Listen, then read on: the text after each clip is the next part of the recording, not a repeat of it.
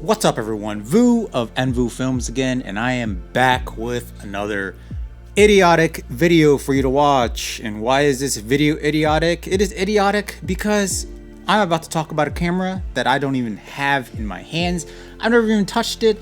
And why am I doing that? It's because I am obviously a massive tube douche that is trying to take advantage of the YouTube algorithm, because the current new hotness out right now is the Canon EOS R5 and EOS R6.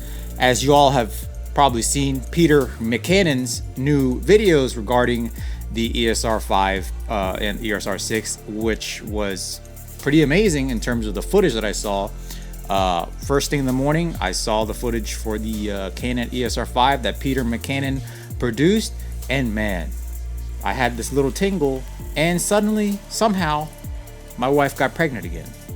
Even though she's already like 8 months pregnant, she somehow got pregnant again after I watched that 4K 120 frames per second footage that Peter McKinnon produced. About that 4K 120 frames per second that was produced, Peter McKinnon also mentioned that his camera started to overheat while he was using the 120 frames per second mode on the Canon EOS R5, which is one of the cons that we had kind of discussed in previous videos regarding this camera. But that is kind of to be expected considering what that camera is capable of doing in such a small body. Don't get me wrong, it probably sounds like I am completely making fun of Canon right now, and most people would say that I am a massive Sony douchebag fanboy who's also using a Fujifilm X-T4 to film. But more so than a Sony fanboy or Fujifilm X-T lover, I am probably known more as a Canon hater. But even I cannot hate on what Canon is doing, especially with what the EOS R5 is capable of at a mere $3,800, $3,900. That is an excellent price for what that camera can do. And even if it does overheat in 8K, 4K 120, that is completely to be expected. And if you're shooting 4K 120 frames per second like that much in whatever project you're doing, I don't have no idea what kind of project you're doing. I feel like if I were to shoot 4K 120 frames per second, it would only be for like a little bit of spurts here and there, not all the time. And I'm sure Canon expected that to be the case. So, what else was impressive? Oh yes, the Canon EOS R6, which is pretty much a lower megapixel version of the Canon EOS R5. If I'm not mistaken, it has the same sensor as the Canon 1DX Mark III. It's like a 20.1 megapixel camera. A lot more reasonable file sizes, obviously, and it's only capable of 4K 60, not 4K 120, not 8K RAW, and all that stuff. Full specs can be seen in other tube douche videos. The Afro guy, Peter McKinnon's video. You could watch theirs for all the full specs, but I'm gonna assume that people already kind of know what the EOS R5 and the EOS R6 is all about. I firmly believe that the Canon EOS R5 and the EOS R6 is going to sell like hotcakes.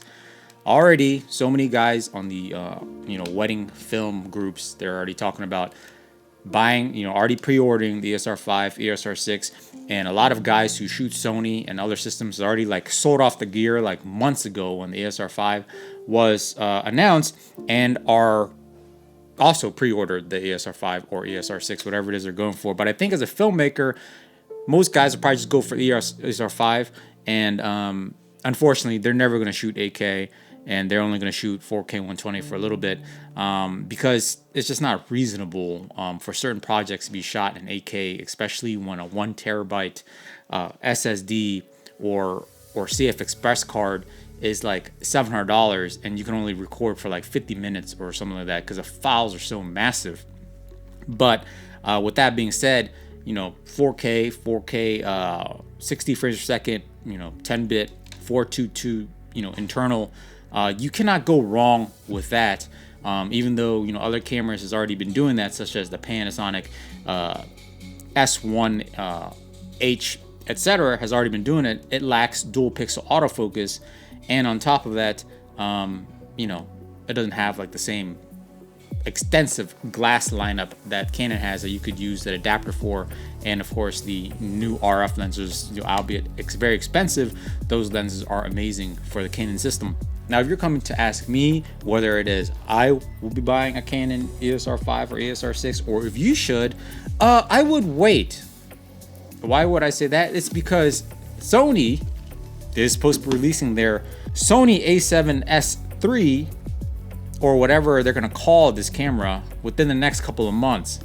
I don't know about you guys, but I don't really have any big time gigs coming up where I'm gonna need like some beast camera. And if I do, I already have X-T4 right here, but I don't really have any gigs right now until like my first wedding is not until September. A lot of the other client shoots that are non-wedding related, like commercial shoots, I don't even know when that's happening because of this COVID stuff that's going on. So I would just wait and see what Sony is doing, especially if you are either one in the market to either buy a new Canon or Sony or Fuji, what have you, and you're not really invested in the system yet, or if you are invested in the Sony system and just you've been holding off for the past 10 years for Sony a7S III, just hold off for another couple months, because that thing is coming. I have no idea what they're gonna do.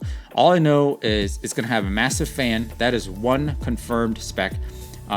Massive fan for cooling, which apparently it doesn't seem like the Canon EOS R5 has, because 120 frames per second is overheating, understandably so. And as I said, you should not be shooting 120 frames per second like for a whole day. I don't know what the heck kind of project that is. But so yeah, the Sony has a fan inside the body. Also, is going to come with a beastly electronic viewfinder. I heard it's like the most high resolution viewfinder ever. Again, these are not official, but those are two confirmed specs that the Sony a7S III will have. Also mentioned before, it will have 4K 60 and 4K 120. Whether or not it's like 10-bit 420 or 422 internal, we do not know yet, but that is something to look forward to. You know, would I like it to have like 8K, 6K? Yes. Would I use those modes? Probably not, just because those files will be completely massive. So the EOS R5, EOS R6 are great releases by Canon.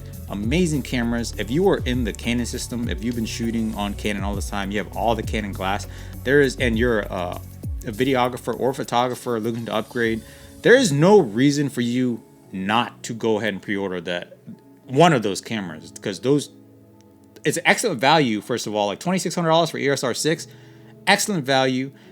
And you know, as of a hybrid shooter, excellent value for the EOS R5.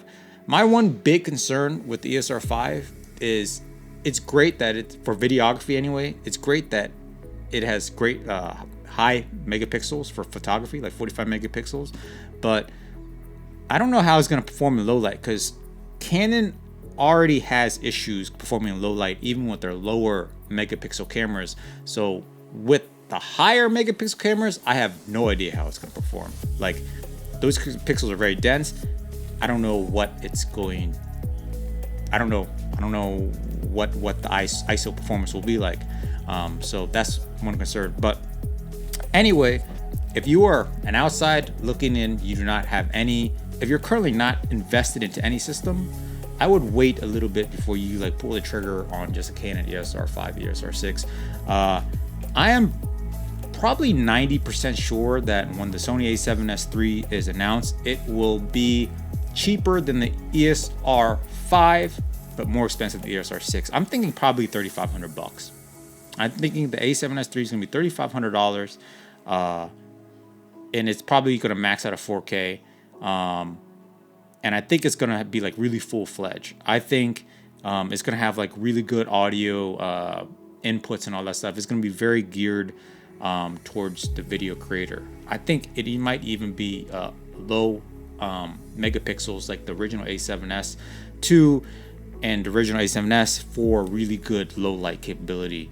That's what I'm thinking. So we'll wait and see. We have probably a month or two before it's announced. So yeah, if you're like me, you know, don't necessarily rush out and just pre-order the ESR 5, ESR 6 that quickly. I understand this is a hot camera now, so it's a hot thing.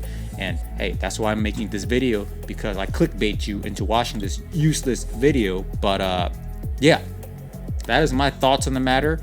I'm still gonna wait out here, as with a lot of other Sony douchebag fanboys such as myself. We'll see what happens, but I'm very impressed with the ESR 5, ESR 6. Amazing cameras. Great job, Canon.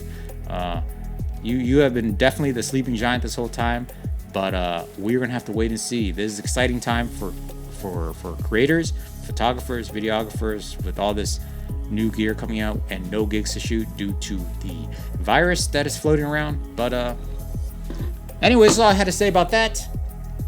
Until next time, guys, lighten up.